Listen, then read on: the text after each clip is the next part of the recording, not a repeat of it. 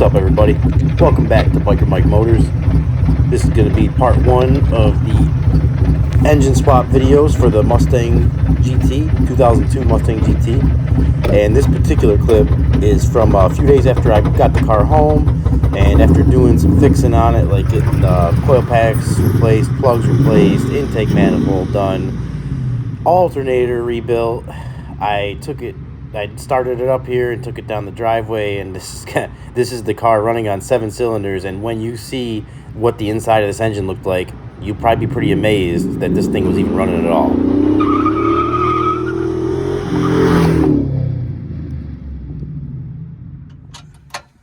Here's the beginning of the Grand Marquis engine removal process, but unfortunately this is the only clip I got of the Grand Marquis engine coming out.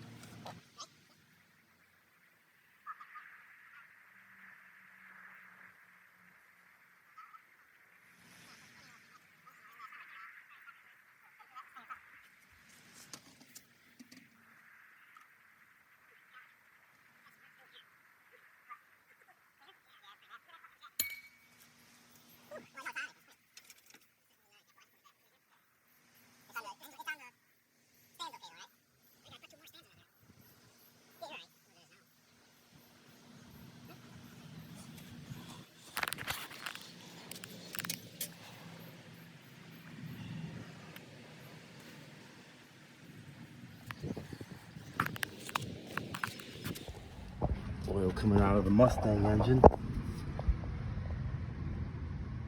A lot of metal in that.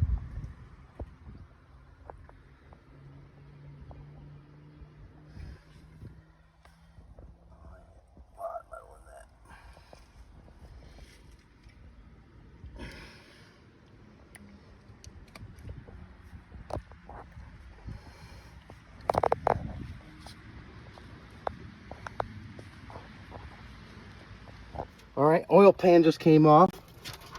Thought it was just a valve issue on top, but apparently that cylinder was more dead than I thought it was. Look at that. Piston arm, whole rod bearing. Whole rod bearing has been sitting down there. Oh my gosh. Wow. Wow, that just came off 2 seconds ago off the original engine that was in the Mustang. Water damage. Shoot.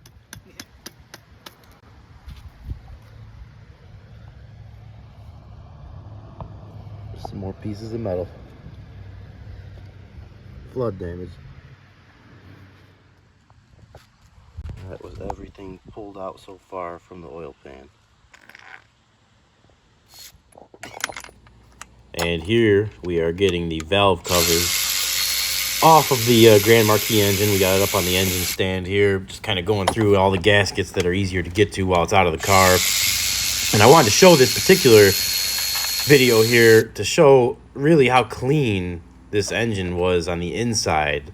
And that is from someone, whoever owned this car before me, taking very good care of it as far as, you know, regular maintenance like oil changes and stuff like that. And actually, a little fun fact side note, the lady that used to own the car, she's seen the listing because I put it on Facebook Marketplace for parts, and she's seen the listing, recognized the car, and messaged me a big couple paragraph message about how well the car was taken care of. And I may include that video in the next, or that picture of that in the next video, so you guys can see for yourselves what she actually said to me. But I mean, look at this thing, guys. It is even the back here, and the back where normally you got valve covers leak oil down, they're all dirty and greasy in the back. It is like the heads look brand new on this thing, and you know, the oil that's in there, you can see there's no sludge, clean looking oil. It's just amazing how well this car was taken care of. And it only had 79,000 miles on it, which, you know, it's not the least, but it's definitely, you know, relatively low mileage. But I've even seen some lower mileage cars than that with way dirtier insides. I've had a lot of valve covers off, and this has got to be one of the cleanest I've ever seen. Here's the oil pan coming off, and this I also wanted to show for the same reasons, you know, to show how clean the inside of the engine was, and you know, everything from the bottom side, how clean everything was. And while I'm thinking about it right now, the oil pan, it's actually one of the things that had to get changed out, because the oil pan from the Grand Marquis it's too deep of an oil pan for it to fit in the Mustang. It would hit against the cradle for the engine. So not only the oil pan had to be replaced, but the oil pickup tube also had to be replaced. If you tried to use the Grand Marquis engine with the original Grand Marquis oil pickup tube in it with the Mustang oil pan, the oil pan would actually crush the pickup tube and you'd starve the engine from oil. So if you're doing this swap yourself, guys, you gotta swap the oil pickup tube, which is right there with the Mustang one. You know what time it is. Wanted to give you a quick update on the Mustang. And please don't mind the mess of a garage right now. Mustang has been kind of creating a little craziness in here. I hate it like this. I am going to get this cleaned up and organized as soon as we get that Mustang put back together. But for right now, we got new parts like that right there. I'll get to that in a second. And a couple other ones there. And I just wanted to start off by talking about the clutch that was in the Mustang. It is a Ram clutch. I guess they're pretty good from the reviews I've seen. And with the car only having 104,000 miles on it, you would think that the clutch would still be good. But whoever had this car, they were beating on it and racing it, and I guess the clutch, the discs themselves, you know, the pad material looks like there's a decent amount left, but it looks burned in areas, and it looks like it's got gouges in it, and I just did not feel comfortable putting that back in the car. So we have a new clutch. It's in the house. I'm going to make another video that kind of shows all the parts laid out, but new clutch in the house with flywheel, throwout bearing, pilot bearing, all brand new. Aluminum radiator, all aluminum. I was almost about to order the OEM replacement and more for this all aluminum stuff, but I've always been a fan of this. I like how it looks better. I think it cools better. I'm a fan of it, and the extra money spent, even though I'm going to sell the car, it'll make a good upgrade for the next person that has the car. So all aluminum radiator, and I'll show a video later with that out of the box so you can see it. These are the two AC compressors. The one from the Mustang has to get swapped from the old Mustang engine onto the Grand Marquis engine, which is going to be going into the Mustang. We got a table full of Mustang parts here. I'm not going to get too much into it, but these coolant hoses, I ordered new ones of these because these were pretty nasty. And I didn't feel comfortable putting something like this back into the car. So new coolant hoses, upper and lower radiator hoses, silicone. We got a new coolant overflow tank. Again, because the system was so dirty, I did not want to risk compromising any of the components of the coolant system, especially with this new engine, because the Grand Marquis engine that I got, it is so clean that all the fluids in it looked like brand new. So I wanted the only thing left to flush on the Mustang is the heater core, which I still do need to do that, but I am definitely going to do that before I get the car engine into the car. headers for the car. I've been working on those. Had a lot of surface rust, so I'm just trying to shine them up, make them look a little better. That's it for that stuff. Oh, while this is out here, it's a good time to talk about it.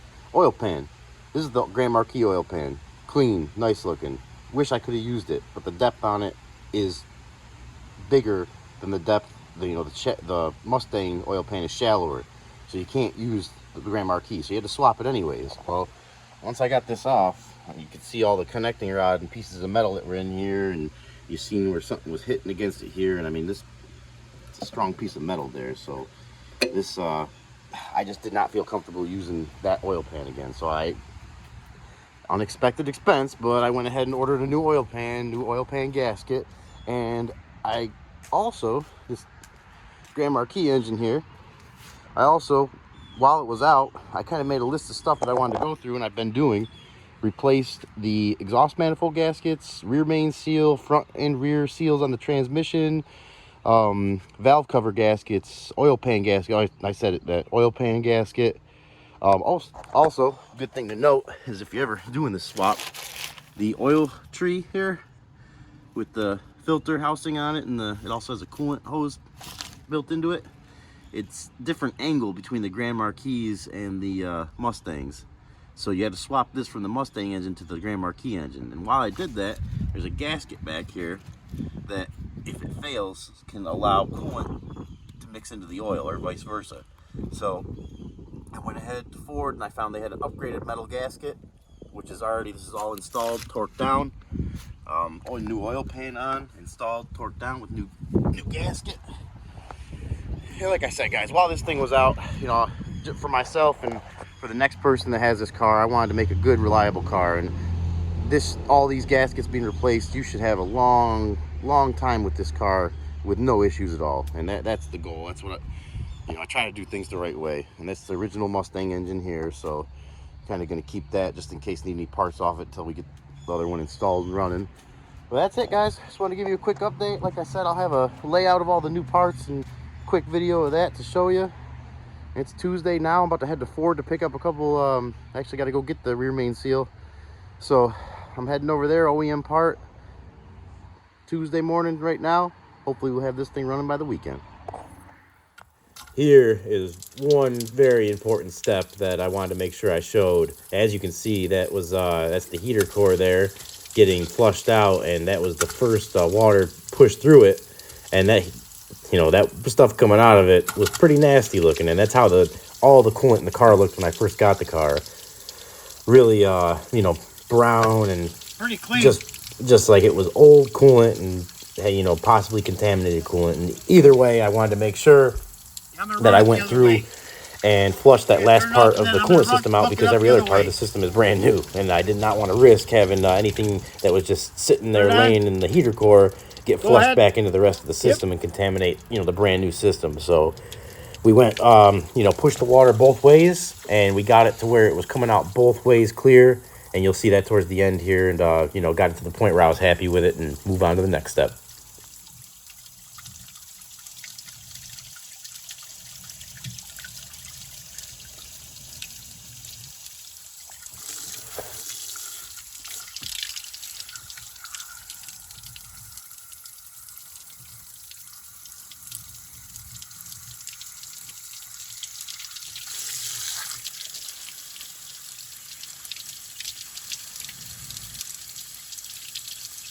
Shut up.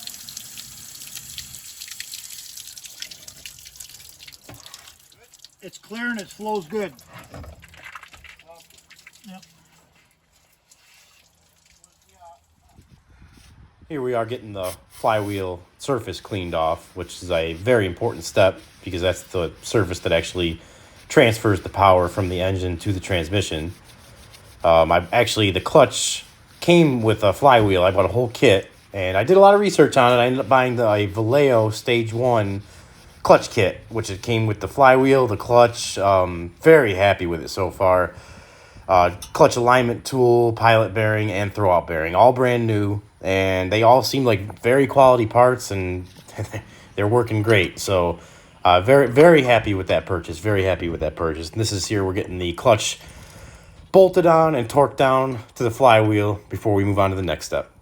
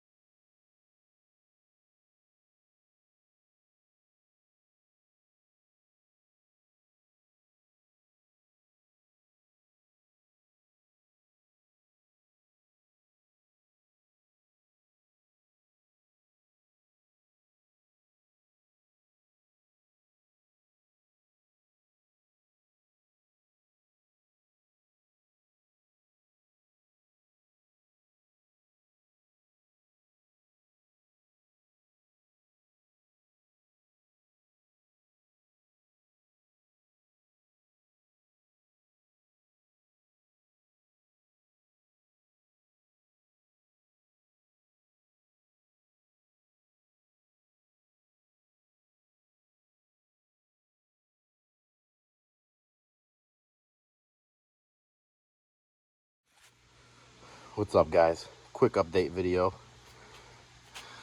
Radiator just got taken out of this, and I probably mentioned it a couple times already, but I upgraded to an aluminum radiator. Decided that the extra money, at least for my own mind, would make me happy enough to be able to spend the extra. So aluminum radiator just got installed, and we are calling it a day here, but we will have this thing running by tomorrow. The aluminum radiator is in. Pretty happy. I got this on eBay. It wasn't one of the cheapest ones. It wasn't one of the most expensive, kind of middle of the line, but I'm pretty happy with it. You know, everything, I'll be even more happy if it don't leak. But so far, pretty happy with that. The engine obviously is in. The transmission is in. Intake manifold is torqued down. All the connections, the coil packs are in. The fuel rails are on. Alternator, which I had rebuilt before I realized, on the old engine, before I realized how catastrophic of a failure that engine had ran into. And you know, that I had, I think I spent about 70-80 bucks on it. I brought it to Patterson's starter and alternator in Mobile, Alabama, which, by the way, if you're in the area, you need a starter or alternator rebuilt, I would 100% check them out. They're a great business. Every time, I've been there multiple times, they always take care of me fast, and I've never had an issue with any of the product I've gotten back from them. So great place. Go check them out. I can't even talk. Patterson starter and alternator. It's been a long day, guys, but I wanted to give you an update, and I'm not going to cut any of that out. I'm going to give it to you the raw footage of end of the day. Is 92 degrees all day and just out here working on it. I'd love to have an air conditioning garage, but grateful for what I do have. So that's where we're at with everything. I'm going to do one last, before we do the startup, or maybe right afterwards, I'll do one last video where I'm going to have to write everything down to remember what I've done to this thing, because I've gone through so many gaskets, and you know, the valve cover gaskets, intake manifold gasket, upper and lower, the new gasket for the throttle body.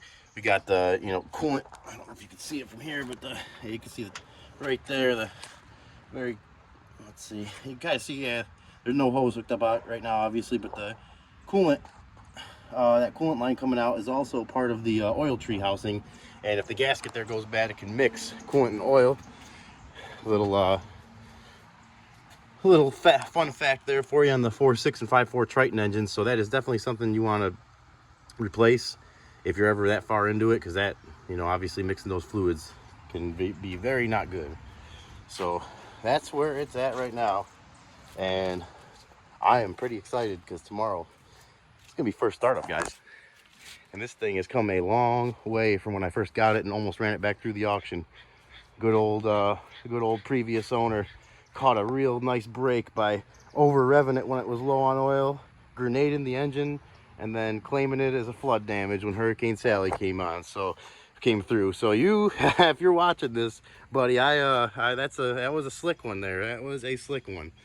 But either way, we got this thing back probably better than it's been in many years, and I can't wait to bring you guys the startup video tomorrow and get this video out there. So quick update. I was really proud of this radiator. That's the main reason why I made this video, just to be honest. And I know it's nothing crazy, but I was looking at the plastic sided OEM ones, and most of the time, a lot of times I will go with OEM stuff even if it's more expensive. Oh, OEM reminds me, OEM exhaust manifold gaskets, they were about $116, my price through my commercial account, for exhaust manifold gaskets, 2 pieces each side.